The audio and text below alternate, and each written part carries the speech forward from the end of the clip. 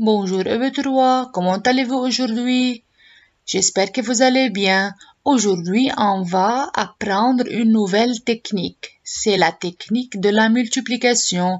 Regardez dans la table de multiplication, dans les tables que vous avez étudiées, on arrive toujours à fois 10, c'est-à-dire pour le table de 6 par exemple, on commence 6 fois 1, 6 fois 2, 6 fois 3, jusqu'à 6 fois 10, d'accord? Qu'est-ce qu'on va faire si on a un nombre qui est plus grand que 10, 11, 12, 13, 56, 59, je ne sais pas. Regardez, on va apprendre aujourd'hui la technique de cette multiplication. D'accord, la multiplication sur le signe fois. On va donner un exemple pour expliquer la technique. Regardez, c'est un exemple.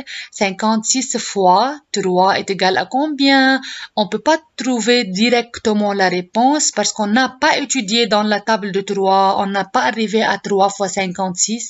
Pour cela, on va poser et effectuer. D'accord, on va dresser un tableau. D'accord, on va disposer les chiffres de ces deux nombres, on va aligner les unités, aligner les dizaines, d'accord, c'est-à-dire les unités sous les unités et les dizaines sous les dizaines. On va mettre tout d'abord dans la première ligne le premier nombre qui est 56, qui a 6 comme chiffre d'unité, 5 comme chiffre de dizaine. Je mets le signe fois à côté à gauche et je vais mettre le deuxième nombre dans la deuxième ligne.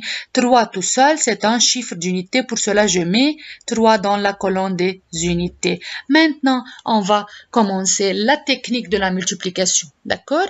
3 ne peut pas directement multiplier tout le 56, 5 dizaines et 6 unités ensemble.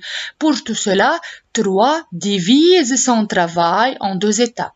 La première étape, c'est 3 va commencer à multiplier le chiffre d'unité qui est 6. Donc, 3 tout d'abord commence avec les unités. 3 multiplie le chiffre des unités qui est 6. Donc, c'est 3 fois 6. 3 fois 6, ça fait combien dans la table de 3? Oui, ça fait 18. Mais on ne peut pas mettre tout le 18 dans la colonne des unités parce que 18 a 8 unités et une dizaine. Pour cela, je mets 8 dans la colonne des unités et je retiens 1 à la colonne des dizaines. D'accord? Maintenant, 3 a terminé son travail avec le chiffre d'unité. Pour cela, maintenant, 3 passe à multiplier le chiffre de dizaine qui est 5. Donc, on va effectuer 3 fois 5. 3 fois 5, ça fait combien dans la table de 3 ou dans la table de 5? Parce que 3 fois 5, c'est la même 5 fois 3.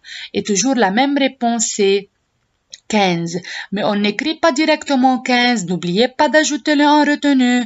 15 plus 1, ça fait 16. Je mets 6 unités, une dizaine. Et la réponse finale à la fin, c'est 168. Et voilà.